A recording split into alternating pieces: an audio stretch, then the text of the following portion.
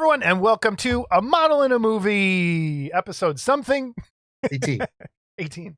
The Maltese Falcon and Lowlifes. Lowlifes recommended by Paul Gill. Maltese Falcon recommended by Scott Johamsen, who will join us later as a guest reviewer commentator. That should be fun. Guest. I don't know if that's the appropriate word, but okay. Apologist. My co-host Brian Clark. How are you, sir? All right, man. Summer break, and I'm good to go. I recently quit coaching. I was just gonna say you had a big life change. Would you like to talk about that? 23 years, and it was time. I'm just there's some personal things going on at home with the parents, and being 45 minutes away on a bus. If something were to happen, I'd feel terrible. And my mom has fallen a few times, and I've had to go over and pick her up. And my brother's gone over, my wife and daughter. So my dad just can't get her up. And I just, in the back of my head, I just couldn't do it anymore. The family has to come first. And who's not to say that I won't ever go back to it, but I'm not going to lie.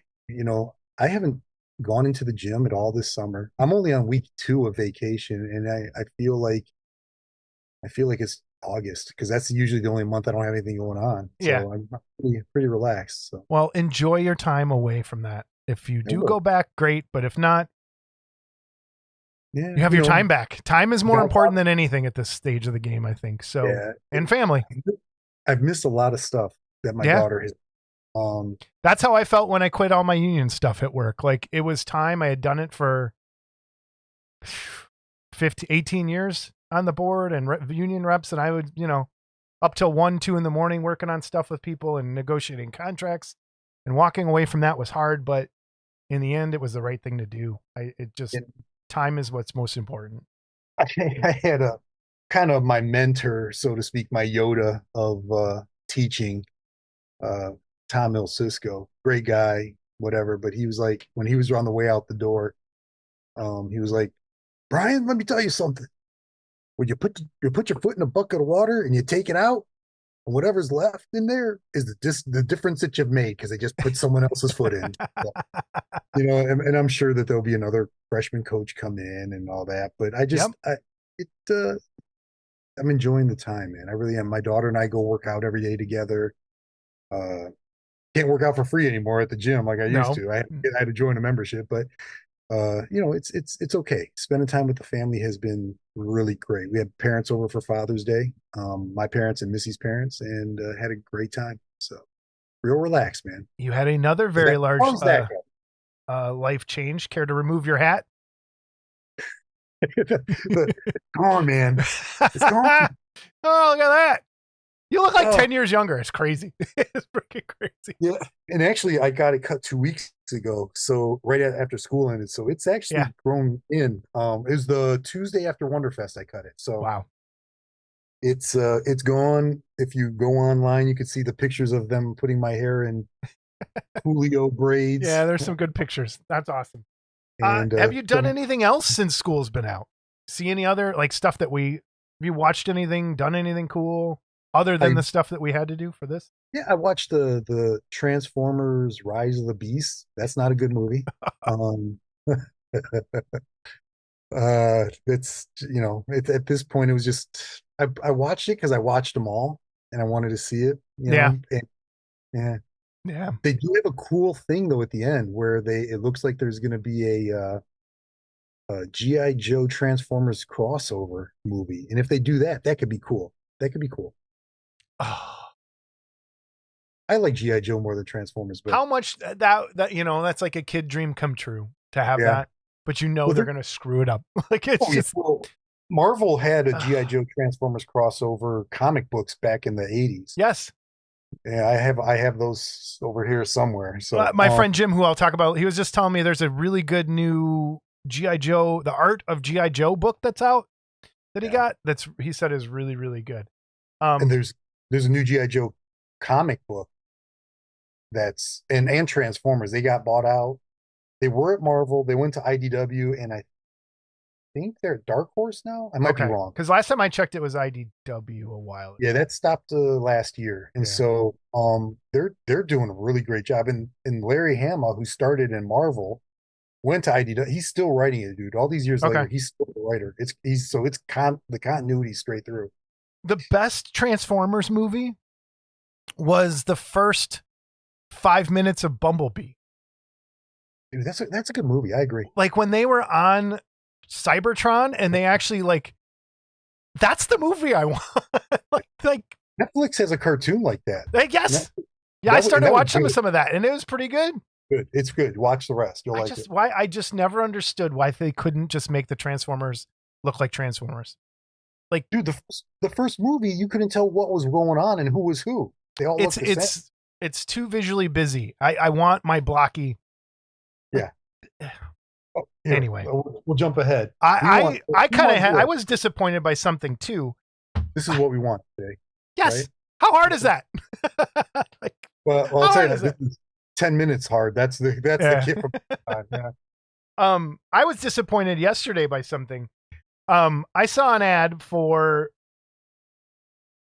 something that should be right, like it's made for Jason. It was puppets and the Cthulhu mythos. Saw an ad for Cthulhu the musical, and it's a puppet show. And I was like, hey, that might be all right. And so then my friend Jim messaged me. He's like, hey, dude, did you see this? And I'm like, oh, yeah, I'd go to that. So he bought tickets. And yesterday we went to go see Cthulhu the musical, a puppet show. The name of the puppet troupe is Puppeteers for Fears. Nice. Like, all of that was like, okay, this can't be bad. Like, it just, and it wasn't good. It wasn't, Yeah. It was just, and I hate saying that. So if they're coming through your town because they're doing a national tour right now, I think part of what I didn't like about it was the venue that this place was at, this puppet show was at. Yeah. It was at what's called City Winery. And it isn't, I did not realize this. It's because I'd never been there before. It's a winery. Sometimes things are named things and they're not those things. In like when it comes to bars and stuff. So I'm like, oh, City Winery. It's probably just like a little bar with a stage. Nope, it's an actual winery with fancy ass tables. So you have your stage and then the tables go to a T and they're these really long tables. And Jim's not a small dude. I'm not that small of a guy. And it is set up to where you had to, it's tables of 4. And if you bought 2 tickets, they're still sitting 2 strangers at your table. And then the table next to you, like you would not have fit in there, like at all, like wouldn't have fit. I was struggling the whole time to like be like this. And then you're looking like this at the stage. And it just, it was so disappointing. Yeah. Like and it's a musical going in. So I know every song was like 5 minutes too long. Like when you're watching think of like a cartoon, like musical, like Frozen or some old Disney Cinderella, like those songs kind of flow and then they're done and it kind of tells the story. You know?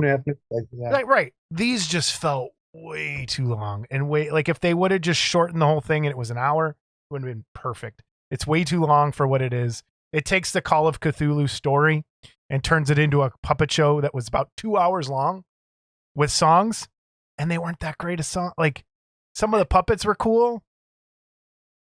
It's just whatever. That's the worst when you build yourself up for something. Yes, I was like, Cthulhu the musical. It's got to be cool. In the back of your head, you knew going in. No, I really did think. I'm like, they might do something cool with this. Like it was a mix of bad. And I think it just came out worse than it should have. So I suggest, and they make you turn your phone off. So there's no recordings really online to share or show anybody. It's not. That's it seems like it'll be good. Yeah. We can't show you our bad. We can't show you. And technically, like some of the puppets were kind of cool. The way they did Cthulhu was really cool. They had a Shoggoth that was basically telling the story. And the way they did the Shoggoth was kind of funny. And there was one of the boat people was pretty funny, but the rest were just kind of But anyway. Well, the other thing, I watched ISS, the International Space Station. Uh-huh. It's about an hour and a half. You know what? It's a great movie. really good. You'll like it, dude. Okay. ISS.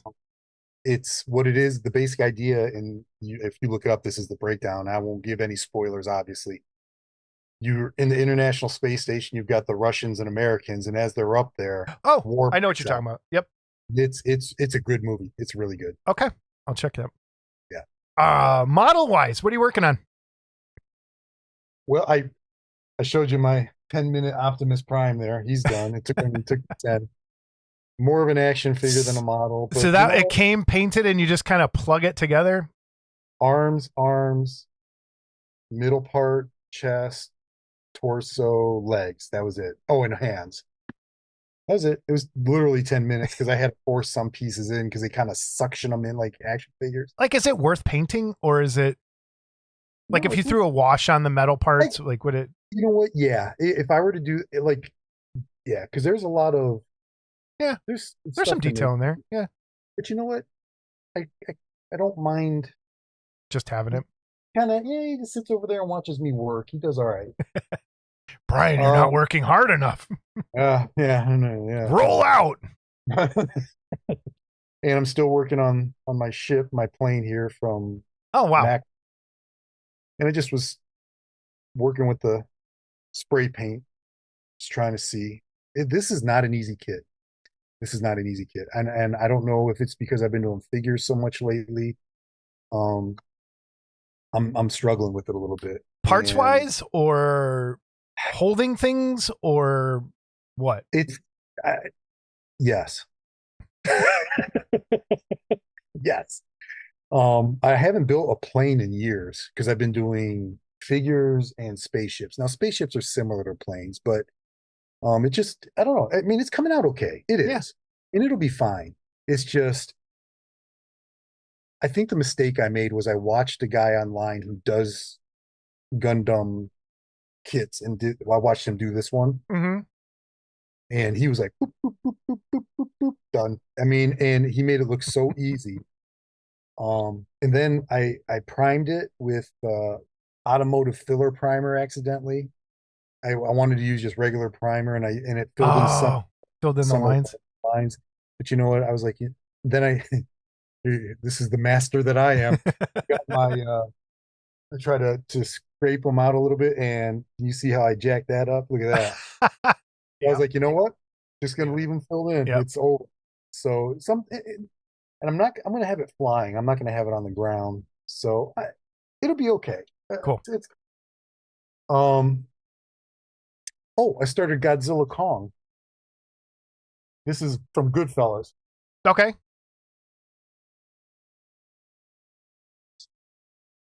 Excellent.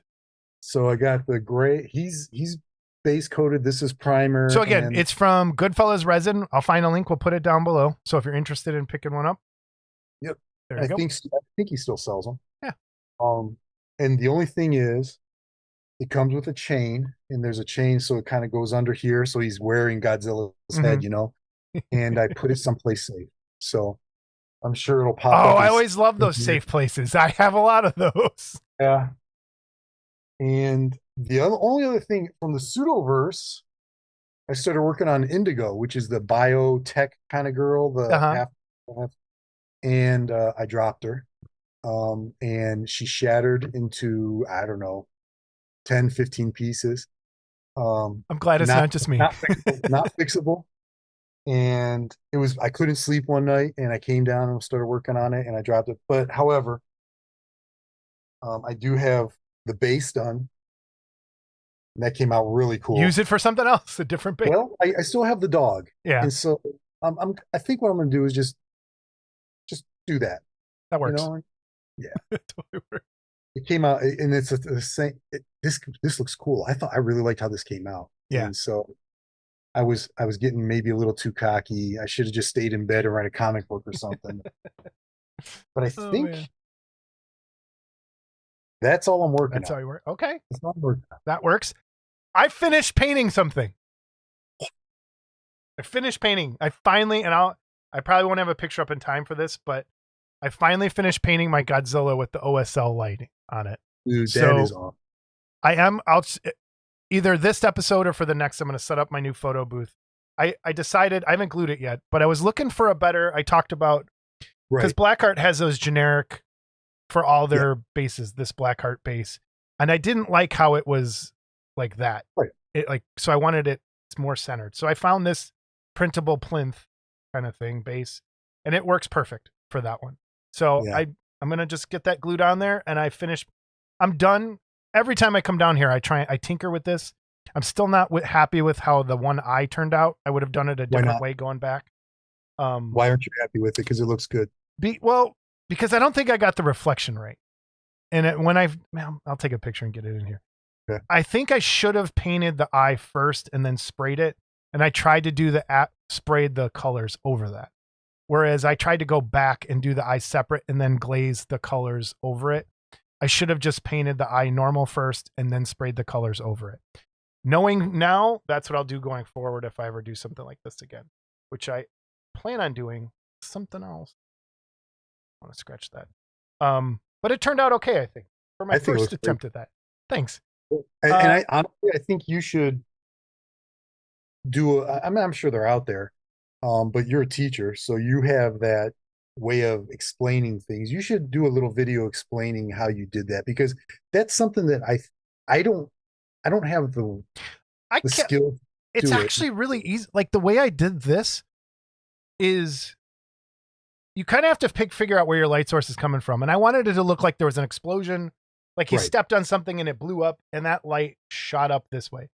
So I painted it black and got my gray Godzilla grays and like painted like I normally would paint Godzilla skin. But I kept it really dark on the one side because I wanted it to be like, is it nighttime? So you don't really see the one eye that well because it's really dark. So then I just took an airbrush and sprayed. I think going back, I might hit it with white first.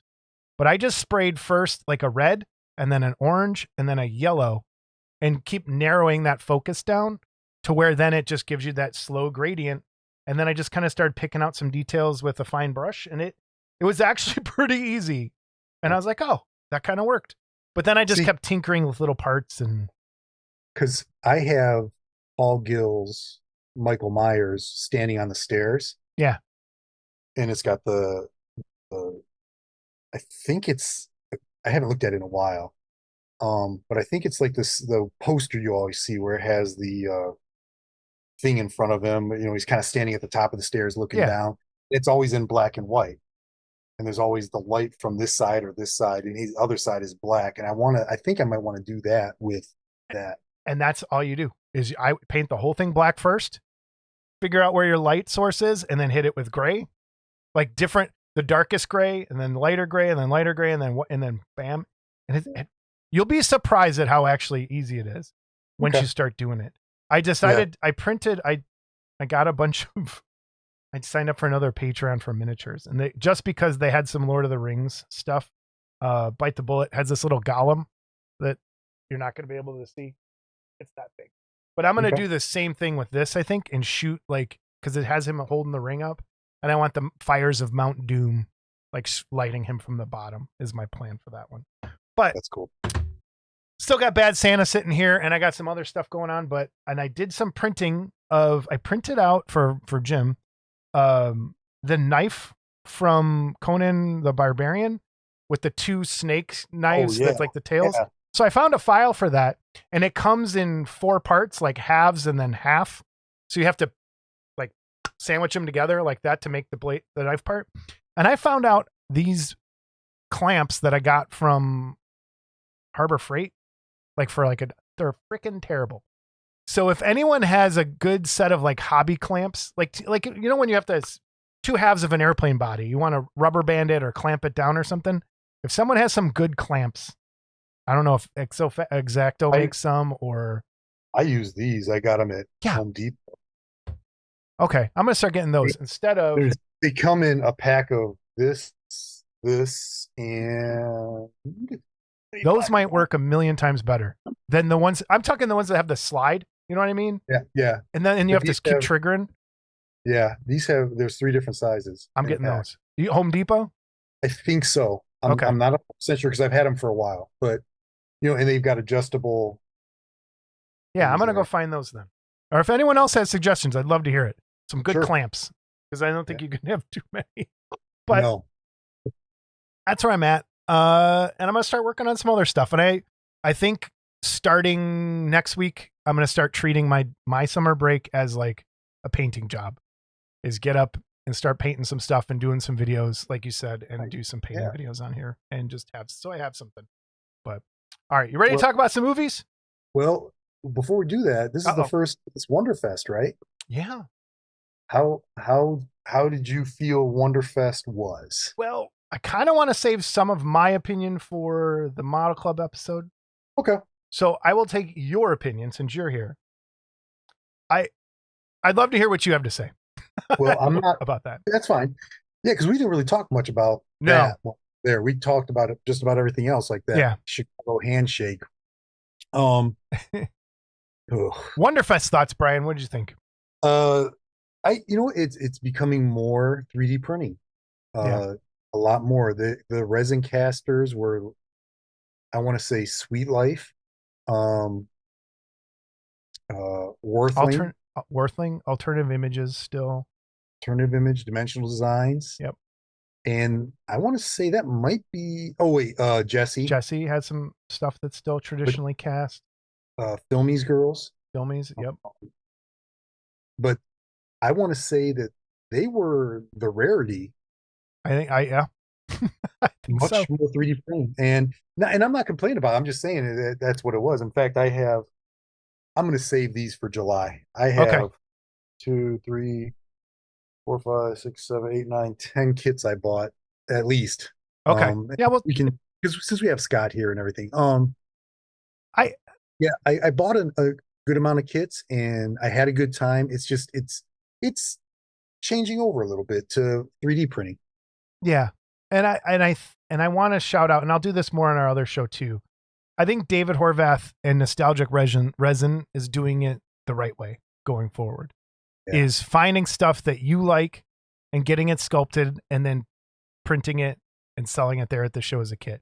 Whereas stuff like I'm doing, I have the chance of anyone else being a member of the same Patreon. And so you might show up with the same thing. So going forward, I would really like to get something that's my own sculpt that I paid for and print that and have like one-offs of those that no one else would have it. Yeah. Well, to your point, I sat with Jamie Sy, because he helped me out with some stuff, and so he could go and travel, Yeah. and I was with him and Chris, and there was a guy, Jamie's been doing, these little guys, Yeah. and there was a guy selling his little guys as well, and some of John, the it was other, John Davis across the way from him. Yep. Yeah. And I know him right. very well. Yep. Yeah, and it wasn't like they both have the No, rights to we do just both had the rights to do it. Yep. just they both were selling the same thing. Yeah. So And that's what I think you have the risk of running into. So you kind of have to pick and choose what you're going to have. It's going to be weird. It's going to be a weird, turbulent, I think, until it kind of levels out to what everyone's kind of doing. Yeah. And then again, you also run into who has the rights to produce what. Everything I was selling was above the board. I'm pretty sure everyone else that was there was probably doing the same, but you never know.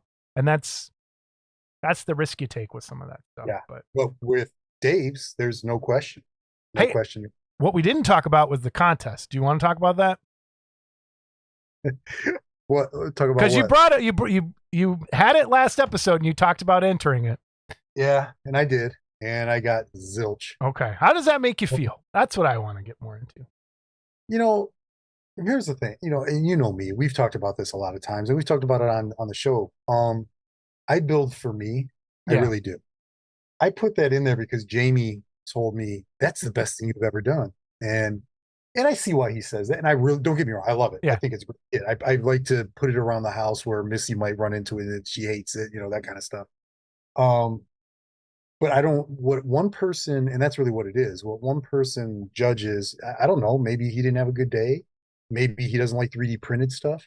Maybe, who knows what it is? Yeah. Maybe he just didn't like what I did, and that's fine too. Yeah. But when I look on my shelf, I go, that's freaking cool. Yeah. And so I don't build for that. I build because it's relaxing to me. It helps me mentally focus. It helps me, seriously, when I'm having a wacky day, my wife will be like, you need to go downstairs. So it's not about that. I told you I got my silver. I was really happy with it. I only did this to prove Jamie wrong. But I wanted everyone to hear what you just said, is Yeah. that you can't let that. There were many times where I walked out of that contest with nothing, and I walked away like, I have no idea why. But I don't want that to discourage you No. or anyone else from entering. But and I think you have a great attitude about all of it. I think you truly do. You're not lying when you say that.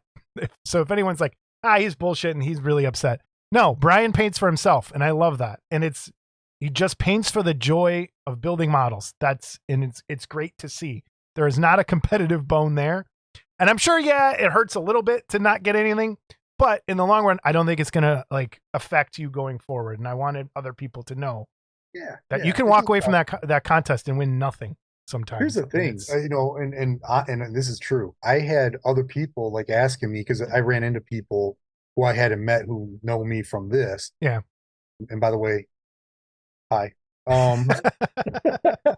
But they were like, which one was yours? And I showed them, and they're like, oh, dude, you're going to get so, and I didn't get it. And just having other people say that's cool. Yeah. Awesome. That's awesome. That's all I need. Yep. I don't know where I'm going to, dude. Oh, wait. Okay. I thought I was recording. I had the mute button popped up on my thing. Like, all this. Well, I still hear you. So it would. Okay, so yeah, you're good. So yeah, I just, I just like sitting in my basement of horror, and well, that's great. We'll leave it at that. Yeah, it's right. good. So our first review is the Maltese Falcon, and we are blessed. Only or if you're cursed. In the Church of Satan. By the way, and this is how I can get through not having a winning. I have my emotional support animal. That's awesome. We have Scott Johamsen here with us to talk about the Maltese Falcon, because it is near and dear to him, and he's the reason we're watching it. So we thought, hey, let's bring him on and talk about it. So here we go. Here we go. All right, we are back, and joining us for our first review is the lovely Scott Johamsen, tainting this side of Model Club TV with his spew. I don't even know. What does he taint us with? Did he say taint? Yes, taint. It is the taint. Okay. All right. So we have the Maltese Falcon, which the reason we're watching this is Scott was shocked that I had never seen it. And then when I mentioned it to Brian, Brian had never seen it. So this is technically our first viewer suggested film that we are reviewing, and we have another one coming up after this. But that was second. No, that other one I suggested to you guys. Oh, it is. That garbage. That's right. We forgot what was it? The Cabin in the Woods, or the House on the Bayou? House on the Bayou. Yeah, that's. Oh boy. Now that I think about it, why did we? Yeah, why did we do this? But all right, Maltese Falcon, Scott, take it away. Give us a quick synopsis of the movie, the plot. Anyone who's joining us for the first time, we do full spoilers. So if you have not seen the Maltese Falcon, go watch it and then come back to us. But remember, Scott, it came out in 1930, so there's spoilers. Yeah. All right, okay, Scott. So the movie is, first of all, based on a book by Dashiell Hammett. And I did a little reading on this, and I actually watched the movie knowing you guys were going to watch the movie. I was going to be questioned about it. So I watched it last Friday. And then I read a little about how mysteries were so popular at the time, because, you're talking movies were still newer, and mysteries were hard to do when you were doing silent movies. So how far before was the book written? Ooh, that I don't know. That is something we'll go back and look. Okay. Yeah. Go on, I'll look it up. Go on. Okay. So the movie starts out with an explanation. Gosh, and now I'm going to forget the explanation, but basically, was it the King of Spain? I love the explanation because it ties into something else that I absolutely love, and I'm hoping Brian picked up on this. Okay. It was the Knights Templar got this and gave it as a gift to the King of Spain. Well, and they were going to give one every year. Yes. For something that as tribute, kind of. As tribute. Yeah. But which was going to be a gold bird. Okay. A gold falcon. However, this first one, they encrusted full of jewels and gems and things like that. And they were going to give him that one as the first one. And it was, I think that's covered later in the movie. I think Sidney Greenstreet covers that. So anyway, it was stolen or lost or pillaged by pirates or whatever. And no one knew the location of it. But it would I know the pop location up, of it. but it would pop up in history from time to time. So basically, Humphrey Bogart is probably, you could almost say, a shady private detective. I don't think you could say he is. that gets involved in this mess. And so the synopsis of the movie, I guess, is this woman goes to him, lies to him about why she wants to hire him. And next thing you know, he's entangled with all these. He's got a guy following him. He's got a guy, he's got another guy coming into his office, Peter Lorre, pulling a gun on him. You missed the first big thing. His partner gets killed. The partner gets killed. Right at away. the very beginning, his partner gets killed doing the job, following the woman because of the woman's bullshit story. And so it goes through this whole chain of events, basically, and they all end up in his apartment. And it turns out the Maltese Falcon was delivered to him in his office, and so he put it into a lockbox, and so no one could get it, and basically kind of manipulated the whole situation to the end. And in the end, they were going to give up the guy's gunsel for the fall guy for killing his partner and killing this other guy. And his secretary goes and gets the bird while they're all there together, so they don't want to leave each other because they don't trust each other. And they get the Maltese Falcon there, and it's fake. And it turns out the woman killed his partner, and he's gonna send her up the river for it. And it was just and then they really don't say they arrested the other two guys or they got the rest of them. But like, what crime did they really commit? Although they said one guy burned the boat down. Yeah. That came in. I mean, there's a lot more to it. I'm just going through it quick. So let me ask you this. Knowing you personally, hold go ahead. The novel came out in 1930 and the movie's 1941. So it's 11 years later. 11 years later. Okay, cool. Knowing you personally, Humphrey Bogart, like this is your wheelhouse. This is one of your favorite movies. So tell me, why is it one of your favorite movies? That's I want to get at that first. And it comes into the why I like the Universal monster movies, but I don't like horror movies. Okay. And I don't necessarily, I liked Humphrey Bogart as an actor. I liked the various personas he would play. I just liked him as an actor. I liked that time period of movies, gangster movies at the time. James Cagney did a lot of movies. There were movies Cagney and Bogart was in a movie, Angels with Dirty Faces, with James Cagney years before this.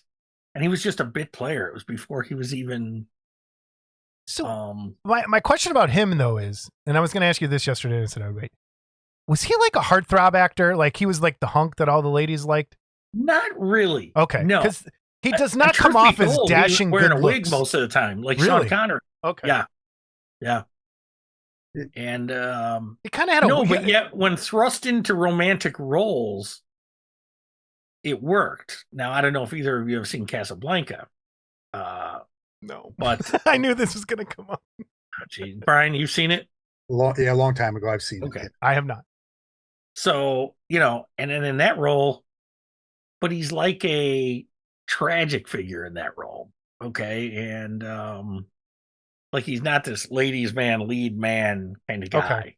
Well, he's always kind of a tough guy, kind of My favorite movie with him is The African Queen. I think that's a phenomenal film. And have you ever saw The African Oh Queen? yeah, No. I've seen that. Well, I know you have, Scott.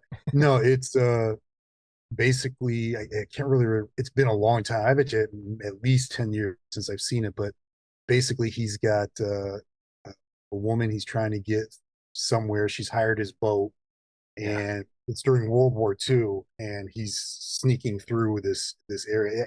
That's not a great synopsis of it, but it's really, really good movie. I want to say this woman is Katharine Hepburn, just for the record. That is right. Yeah, I forgot. Yeah. Okay. I that's what I thought, but I didn't want to sound stupid, not exactly 100%. And I believe African Queen was also directed by John Huston, I think who so. directed The Maltese Falcon. Yeah. Okay. Which was the only reason Bogart agreed to do it, because he did not. That was filmed on location in Africa. Yeah. You know, there's bugs, there's all kinds of shit, and he's wading through the water at the end. And he's really wading through these fucking swamps in Africa, and it's like bugs and leeches and all kinds of fucking shit. So it's like, And he was an older guy at that point too. yeah, and he was older at that time. So it was but so back to the Maltese Falcon though. Okay. One of the things I read in my research is this was the first film noir. Like this was the genre defining film noir. And for like, when I think of that, I think of really stark blacks and whites, like with your camera angles, and it's there. So maybe this is the seed to that. I was expecting more of that, like visually, of the stark blacks and whites and the darkness to it. It didn't come off as dark. Like after I watched it, I went and read like explaining the Maltese Falcon or like synopsis kind of just to see. And they all said this was the first like film noir, and I thought it would be, and how dark it was. And I'm like, maybe for the time, and maybe I'm just a horrible person, it didn't seem as dark as it should be. But and this is like, so Scott, have you seen Blade Runner?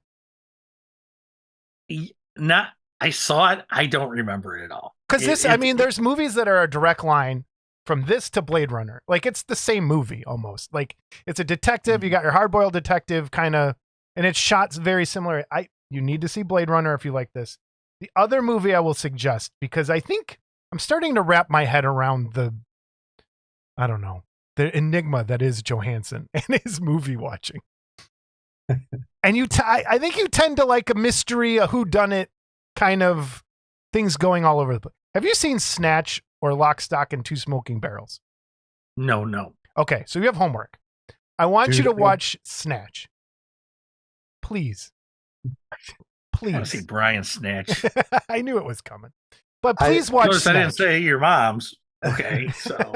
I don't know if he'll make it through those movies. I think you could make it through Snatch.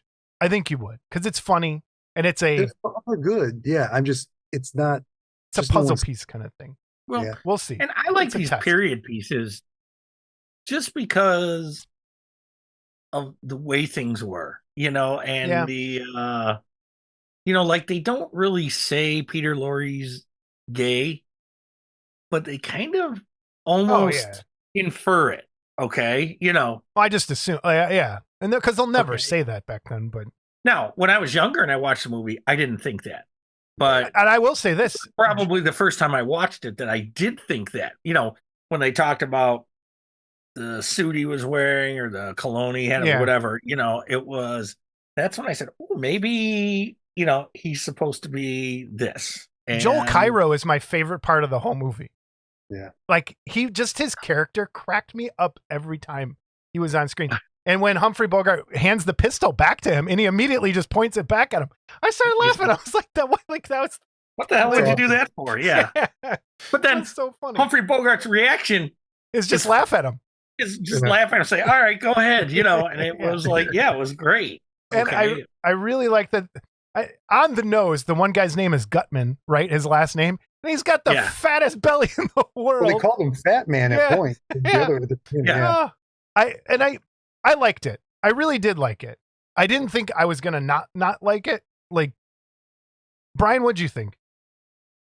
I think part of the problem watching it now is that what this movie did first has been done 1,000 times. Yeah. You know what I mean?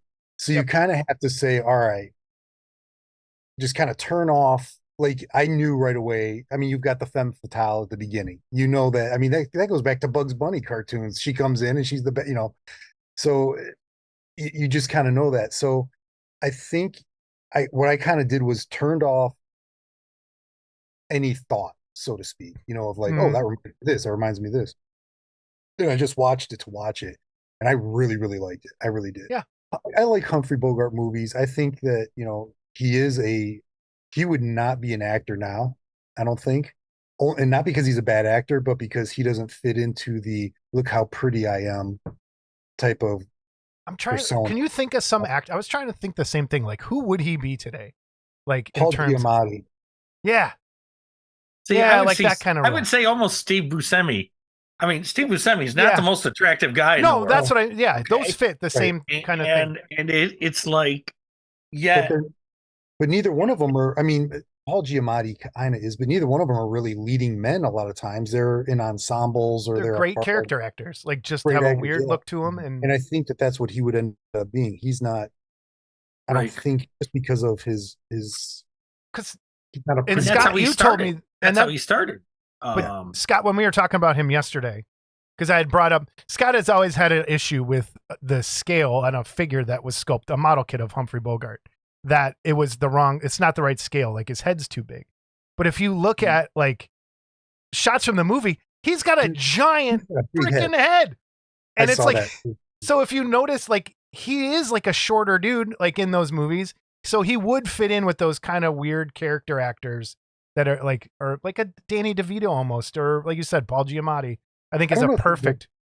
Well, and I don't think Peter Lorre was a big man either. I mean, no. Well, you look, there's one shot specifically where it's the two cops and then Humphrey Bogart and then Peter Lorre, and it just goes like that. Yeah. Well, and in Casablanca, Ingrid Bergman, who was the female lead, was actually taller than him. So when they shot scenes, he was standing on a box. Oh wow. Okay. Yeah. Wait, back to Peter Lorre for a second. Is there a character in Bugs Bunny cartoons based on him? Yes, I think so. Yes. Is that the Mad Doctor? He's like, oh, I told you, like that. But they also just have it where it's like just a Peter Lorre. It's just him. Okay. Because now it all makes sense. The Rankin Bass Mad Monster Party. Ever saw that? The character Yetch is based on Peter Lorre. Okay. There are a lot of things based on him. He was pretty famous also for being an odd cat, so to speak. You know. Yeah, he was in Casablanca as well. Yeah, a much smaller role, but he was in Casablanca as well. But I think, and I didn't expect it to be so small of a movie.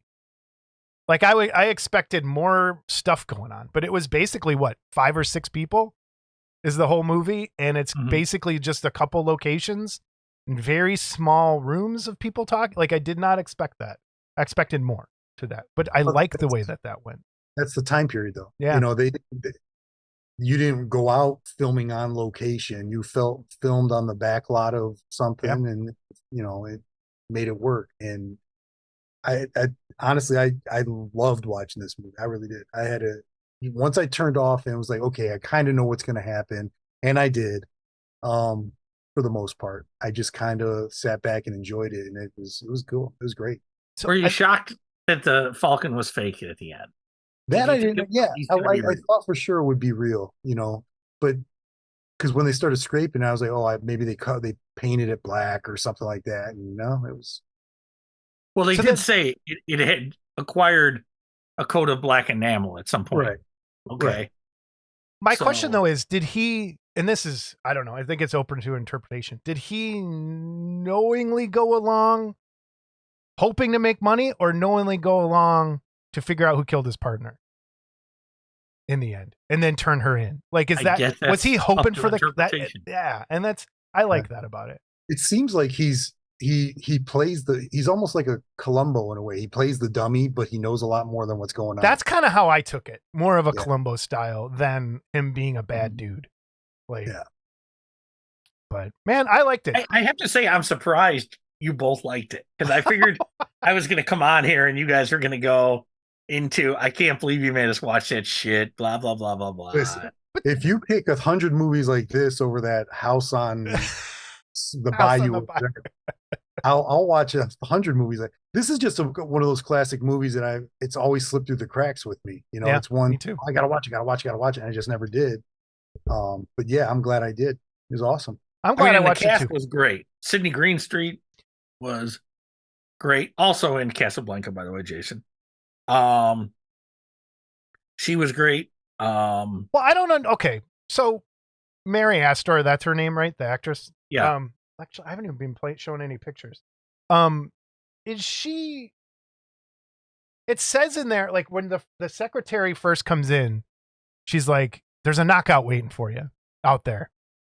Mm-hmm. She is not a knockout. I don't know what a knockout was No, but back in then, 1941. what? But there's Back then, I will admit, Fay Ray, I thought was a knockout. Right? Yeah, I didn't take this girl as a knockout. But I will say this: like, take Casablanca. Ingrid Bergman was Hollywood royalty as a beautiful woman, and I thought she was very plain. She wasn't unattractive, Yeah, but I always thought she was very plain. So I was like Olivia de Havilland. I always thought was really good looking. Here, I have a picture of her and Spade and Archer together when she first comes in. And the one thing I really did like about this is it reminded me of my grandfather, of pictures that I've seen from him back then. Mm-hmm. And he was a Chicago cop, and he was also a driver for the Petrillos, if you know the Petrillo band show. So he was kind of inside, like, because there's pictures of him downtown wearing suits just like these guys. And I'm like, man, he looks like my grandpa. I'll find a picture one day and I'll throw it up here. But man, cool. I really like the way it was shot. I want to just go through some of these. This is the picture we were talking about where Peter Lorre he threatens to just punch him in the face again. I love it.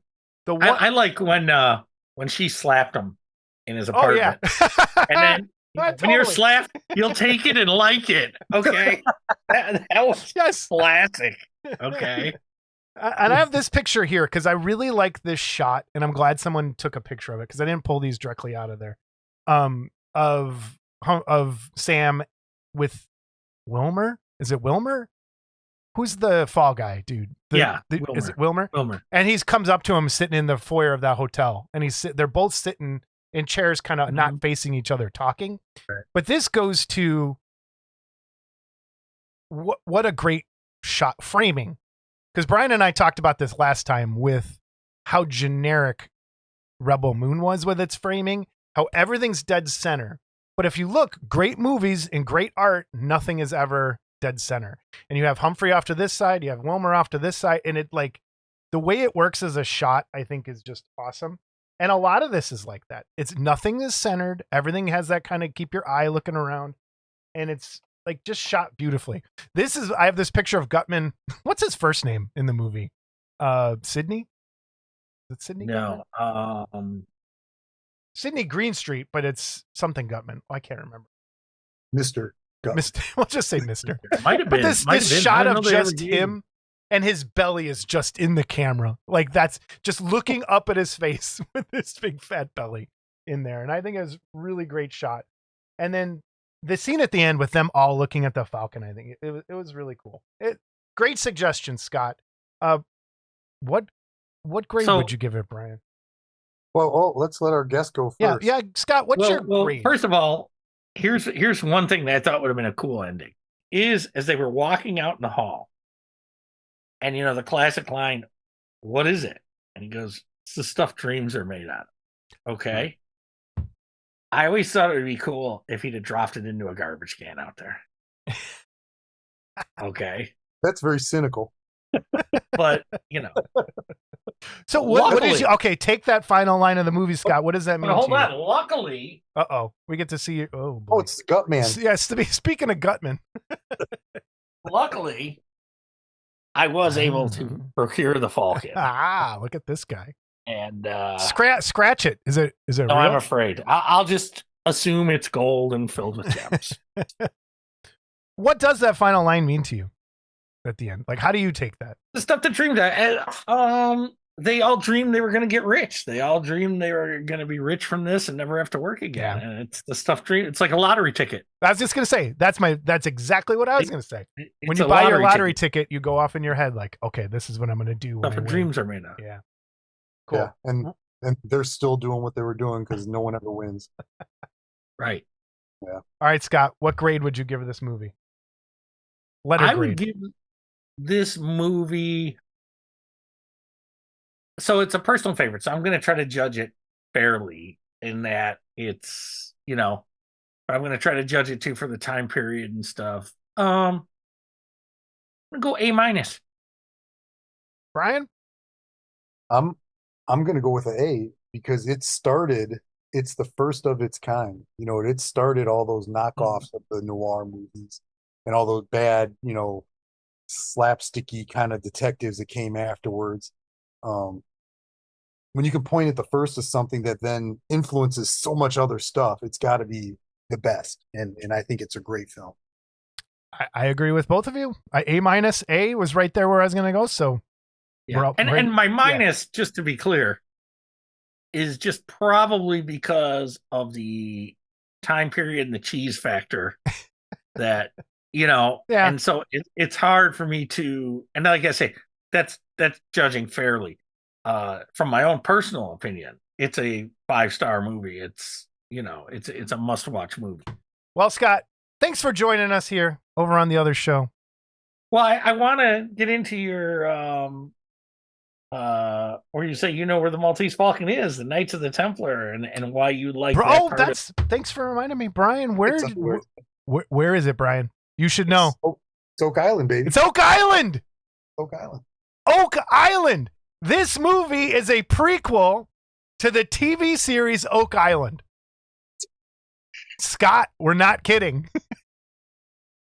The whole show of Oak Island, so they're trying to find Templar treasure that was taken in the Crusades and then scurried off by pirates and someone else, perhaps, to the island off in Canada. Not Quebec. Quebec. What is it? Quebec. Nova Scotia. Nova Scotia. So as soon as they said that in the beginning, I was like, oh shit, it's Oak Island. They're talking about Oak Island. That's where it's at. There are a bunch That's of where it is. So it grabbed you right away. Then it did. It grabbed you. It totally the did. Explanation and I wish they talked more about the Falcon. See now, and I will say this: if this was a movie made today, okay, you would have a flashback scene of them making the bird, stuffing the bird. If this was made today, it would be that Nick Cage, you'd have all the, when the bird turned up here. And then the bird turned up here and ended up with the Russian, and you'd have flashback scenes for every one of it. And so it's kind of cool that you don't. Yeah, I don't think it doesn't need that. Because I love that it sparked me immediately. I was like, Oak Island, holy crap. So now you got to go watch Oak Island, Scott. That's your... So if it would have been about all 20 sandwiches, years. Brian would have said, oh, about sandwiches. And it Oh man! All right, before this devolves, thanks Scott for joining us. I appreciate it. Yeah, it's great. Always a pleasure. I'm glad you enjoyed the movie. I did. It was a good suggestion. Yeah, it was. It's and then poor Brian had to stream it, and you had the DVD, fucker. Okay. Oh yeah, Scott found me a copy of the DVD at a flea market. I mean, I could have gone to the library and gotten the DVD if I wanted, but it was on. It's on Freevee. So it's like you can just watch it for free if you have an Amazon account. So okay. So I was at the flea market. Was it 2 Sundays ago? Mm-hmm. And there was one sitting there, and I picked it up, and I looked at it. I said to the guy, "How much?" He goes, $2. All right, I'll take it. And I already have it. And so I told Jason, "Hey, come get it. This way you don't have to stream it or anything. You have it." And now it's in his collection. It is, and it should be. And what's funny is when I went to watch it last Friday, I had never even opened my DVD, so I had to open my DVD because I've just seen it so many times. Yeah. Otherwise, although I will say it's a movie that a lot of times, if I start watching it, I'll fall asleep, and I'll have to go back and rewind it. And so last Friday was pizza night, so I got my pizza sitting here, and I put the DVD in my computer, and I sat here and watched it while I was eating and stuff like that, and I watched it all the way through. So I think it's definitely one of those movies I want to watch again. at some point because I think you have to watch it more than once to kind of pick up So on now certain things. I'll recommend something else. And it's nothing you guys got to watch for this, but if you really like this movie, there was an AMC Plus series called Monsieur Spade. And it's like what happened to him. Takes place in Paris, right? Yes. Yeah. Yes. Yeah. And it was actually really good. And the guy they had playing Sam Spade, although it took a while for me to get past the fact he didn't sound like Humphrey Bogart, obviously, but nobody would, which is part of the Bogart charm to me, is his voice. But the guy looked a lot like him. Who is it? And oh shit, I'm not sure, but it was called Monsieur Spade. All right, I'll look it up. And it's 6 episodes.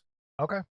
And they're like an hour a piece. And is it a mystery also like this, or is it just?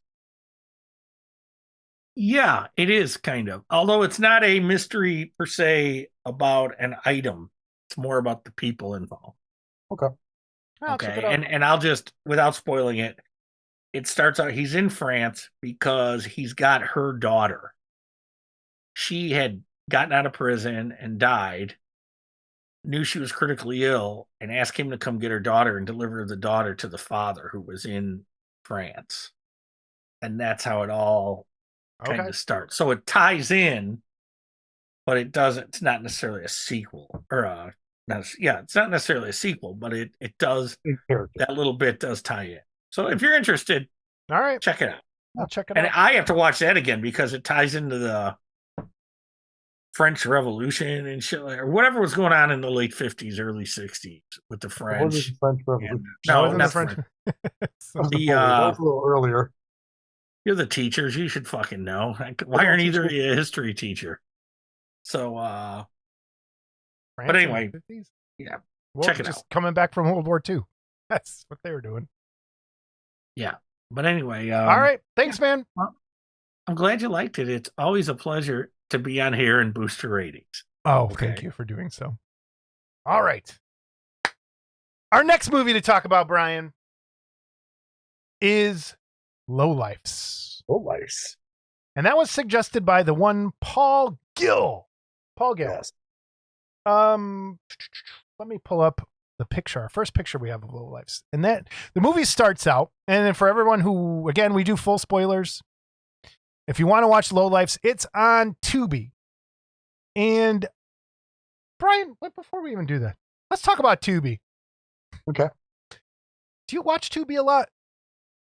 Not a lot, but I do have it on my phone, and I can send it to my big screen, smart TV thing. So I don't watch it a lot, but I think I'm going to start watching it more.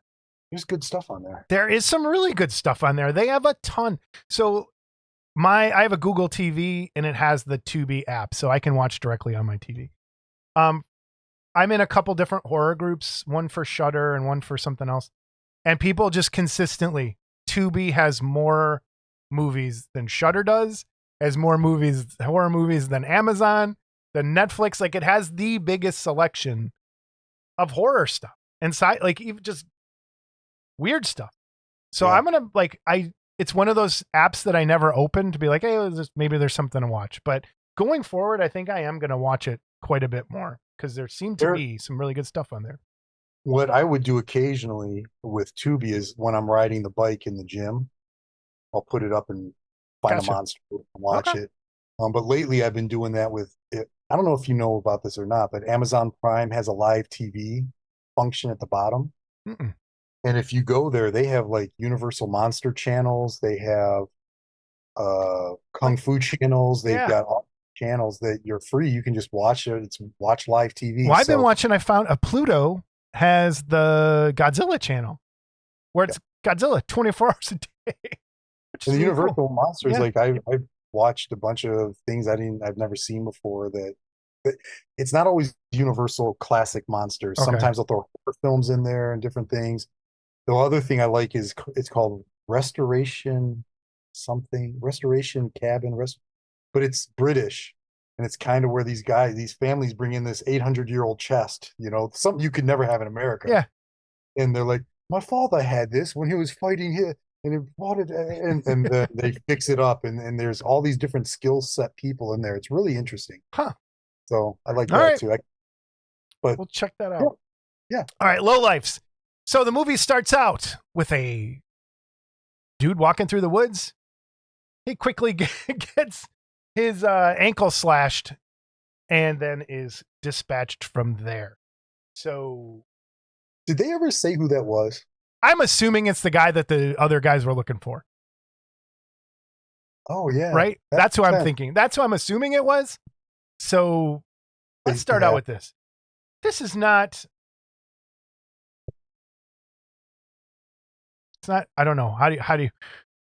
It's not as gory, but it's not as gory as I was expecting from Paul Gill's recommendation of, oh my God, you got to watch this right now.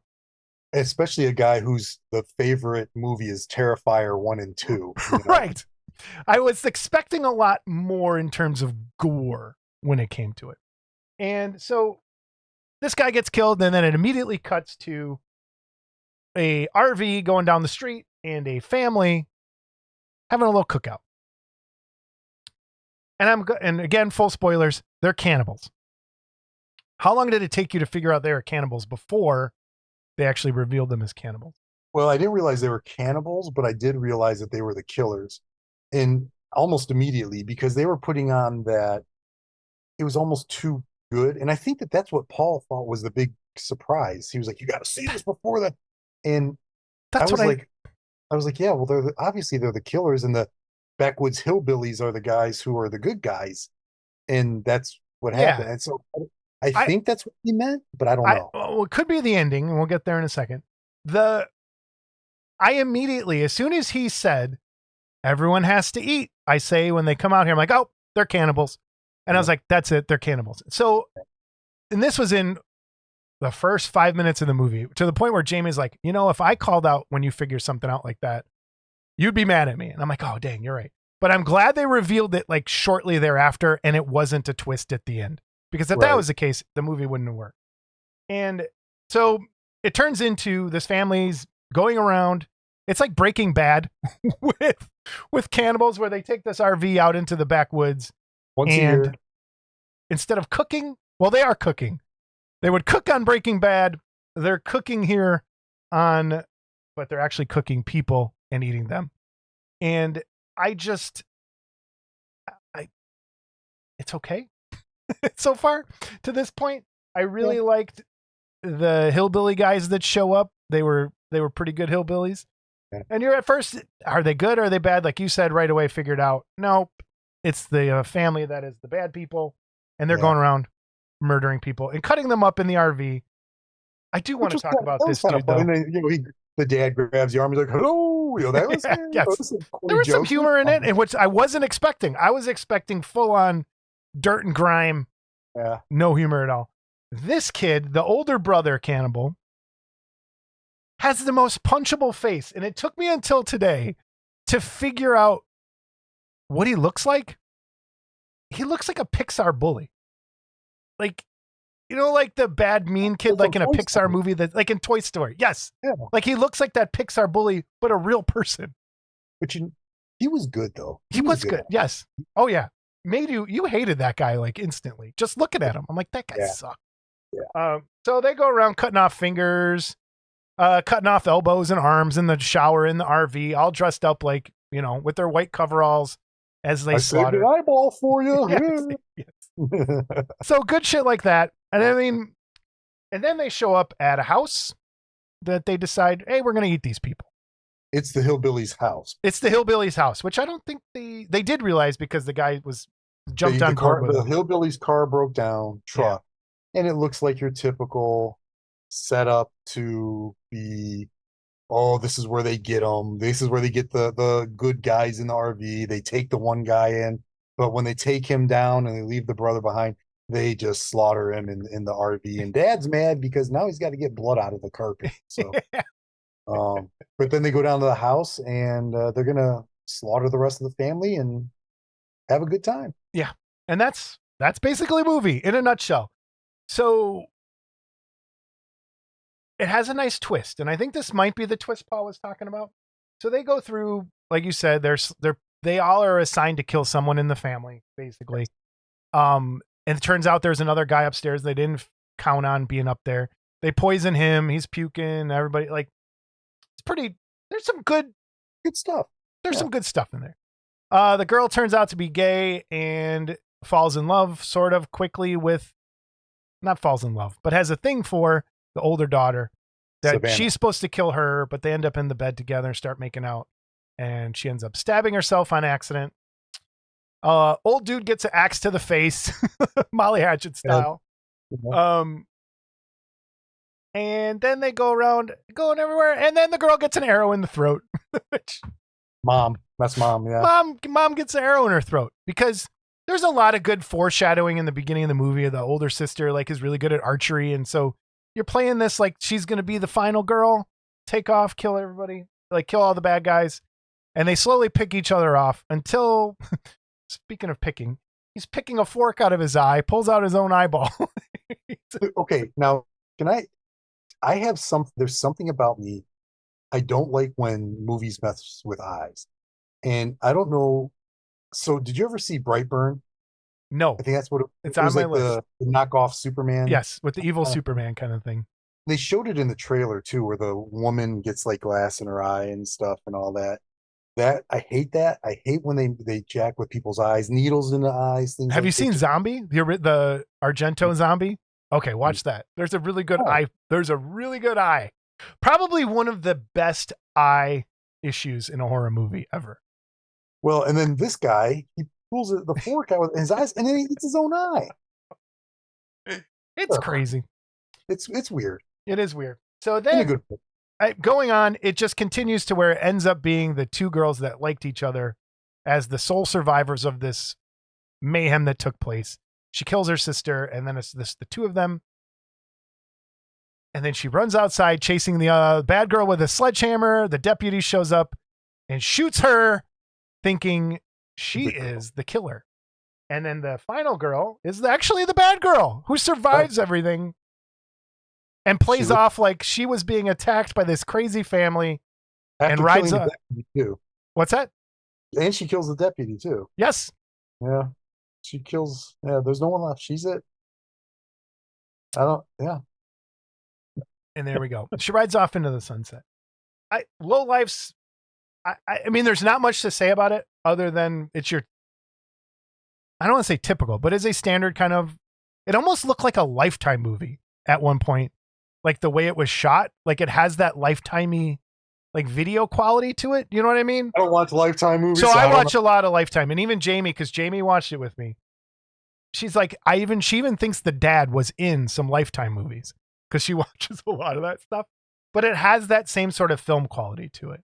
And I was like, oh man, it does look kind of like a Cannibal Lifetime movie. That's what it kind of turned out to be. But I do recommend it. Like if you like horror movies, there's some really cool stuff in here. Kills. I love some good quality kills. I like the horrible ending. It's a very Jason Walker ending where it's not a happy ending. No, the bad guy doesn't really get theirs in the end. And I like that. I tell you that I saw that coming when it was the last two of them, because yes, the detective or the deputy, they do it with, I want to say 25 minutes roughly left, where he disobeys orders and he's going to go out there and see what's going on, and he's never brought up again. So as the girls are running, and I was like, well, the deputy's going to kill her. Yeah, I mean, that's exactly what I thought of it too. Yeah. As soon as she picked up the sledgehammer and started running, I was like, oh, I know it's coming. Yeah. But again, I don't think it breaks any ground, but for a cool little horror movie for a Friday night. Hour and a half. Yeah. Did not overstay its welcome. It was a perfect hour and a half. Like they didn't try to drag it out. It is what it is. It's a cannibal family. It's Cannibal Breaking Bad mixed with, I don't even know what else, but it's kind of cool. I liked it. Good recommendation, Paul. I agree. So grade wise, what would you give it, Brian? I give it a B. I was going to say the same. A B. Nice solid B. Yeah. I was expecting more coming from Paul. Yeah. And honestly, like if this were, and I know it never would, say I'm flipping channels and it popped on and I wouldn't turn it off. No. You know what I mean? It would be a good, here comes that kill. Here comes that. Yeah. It's something that you could have in the background and still enjoy what's happening. Yeah. I liked it. It was a good surprise. Yeah. So B from both of us. So we'll do that. All right. So going forward, I put together a wheel of suggestions, the suggestions we have so far. So if anyone else has a suggestion for us to watch a movie on this show, send it to modelclubtv@gmail.com. I'll put that in the description. Right now I have Howl from Mike Kelch, Boar from Vlad Petnicki, Last Voyage of the Demeter from Kendall Conniff. I have Grabbers from Spike, and I have Zone of Interest from my buddy Jim Stores. So I'm going to spin the wheel, and we're going to watch one of those movies. But then I also have one I want us to watch, and I'll talk about that in a minute. Great. So spinning the wheel. Oh, wait, I'm going to stop it. I'm going to hit shuffle. This one doesn't count. Hold on. I didn't shuffle, so I'm going to shuffle. Shuffle away. Shuffle. All right. I'm going to stop us there. Okay, shuffling. Now spinning. It'll probably turn out the same. That's all right. No. Well, look at that. It landed on Zone of Interest from Jim Store. All right. So Zone of Interest. I'll find out where we have to watch it. Zone of Interest. I've never heard of it. Have you? Me either. I'm not doing some 1999 one-time. No, I'll find out. And if it comes to that, I'll buy it. I'm all right. Dude. All right. Closing this, and then I'm going back to us. All right. So Zone of Interest is the first. I have been this movie has been on my radar for a while, and I had some friends over, and they said you have to watch it. It's the worst movie ever, but it's fantastic. You ready? I'm ready. The Greasy Strangler. The Greasy Strangler. That sounds like what Johamsen does with himself on a Friday night. And I have a feeling that's in the movie. It's on Amazon, I'm pretty sure. Boy. So The Greasy Strangler is the next one. So Zone of Interest and The Greasy Strangler. Boy, I tell you what, man, we're breaking ground. Oh, speaking of bad movies, I did watch another one with my daughter on Father's Day. It's called Star Crash, and it's a 1978 Roger Corman Star Wars ripoff, and it is horribly bad and good at the same time. And so if anyone wants, it's on Amazon right now, watch it, but don't expect anything good. Nothing happens that makes any sense, but we laughed our asses off and had a great time. Those are great movies. And that's kind of what I'm hearing Greasy Strangler is. Okay. The Greasy Strangler. And I saw the cover of the soundtrack at a record store yesterday. And it gave me pause in making this. Well, hey man, look, we're not here for the best films. Everybody does. No. We're here to do the films that no one else does. They keep asking me, my friend Tom and Ryan, they say, have you watched it yet? I'm like, no, not yet. So I've been waiting for this moment. We're both going to watch The Greasy Strangler together. And we have Zone of Interest from Jim Stores. Those are our movies coming up. Thank you, Brian, for joining us. Thank you. And if I can, one more thing. Yes. My neighbors, Rodney and Mavis, they're having another baby, a third one. And Rodney listens at work to this. So, awesome. Hey, congrats, buddy. Congratulations on procreating. We need more of that. Yeah, he's got two beautiful little girls. Ren is my little buddy. Sylvie is afraid of me. Wait, Ren? Like really? Named Ren? W-R-E-N. Yeah, like the bird. Oh, not like the Stimpy? No. And so she comes over. Ren. She's so funny, dude. She just comes over and I'll be sitting in the backyard reading or whatever. And she'll jump on the couch next to me and be like, so Brian, how are you today? Like a little 90-year-old. Dude, okay, hold on. I love that. Is the cutest name I've ever heard. Yeah. I love that name. Yeah, it's good. That is a really good name. Crazy. And I'm serious. She looks just like my daughter did when my daughter was young. It's so crazy. Like cool. We pictures next to each other. It's like they could be twins. Well, awesome. Congratulations. Yes, Rodney, Mavis. there you go, bud. Awesome. All right, man. I'll talk to you soon. All right, buddy. Bye bye.